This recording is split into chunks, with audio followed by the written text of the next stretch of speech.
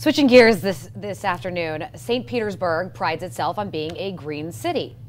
But to pay for badly needed improvements to the city's water systems, those who live in St. Pete are really finding themselves wasting drinking water in order to save money. 10 News reporter Phil Buck went to find out why. When you drive into the Shore Acres neighborhood in St. Petersburg, you're greeted by two signs. Shore Acres welcomes you, and this neighborhood irrigating with reclaimed water. But that's not happening nearly as much these days, according to Neighborhood Civic Association President David Del Rahim, because the cost of reclaimed water went up by more than 25% last year. Several people in the community have shut off their reclaimed water, or in the first place, even before these rate hikes, were saying that it was too expensive. If you're wondering, what the heck is reclaimed water?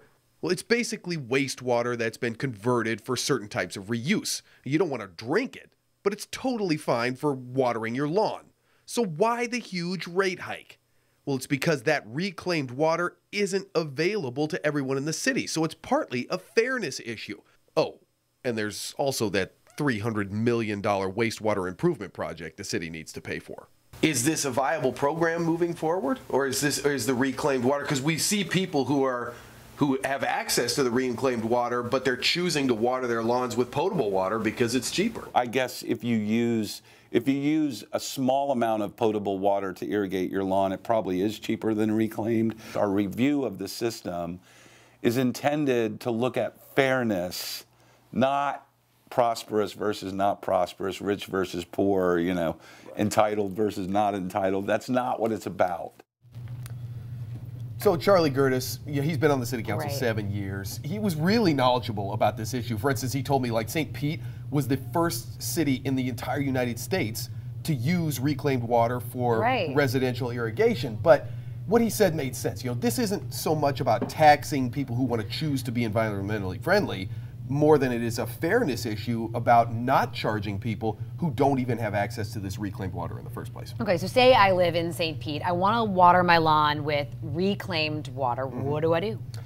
Well, if your neighborhood isn't already getting it, it's very expensive. We're talking like $2,000 per homeowner in a neighborhood to get that infrastructure put in to get that reclaimed water. It's so expensive, really, that since the mid-1990s, no neighborhoods have come forward and said, hey, we want this reclaimed water because the cost is so high, there's just no market demand for it. More than 20 years. I mean, the people have been saying it's expensive. Things have really changed since they put it in. When they put it in, it was really innovative and the city needed it.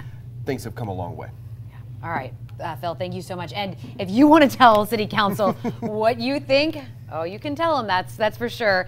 You can tell them what you think about the water rates at the next public hearing, August 23rd, 3 p.m. at City Hall.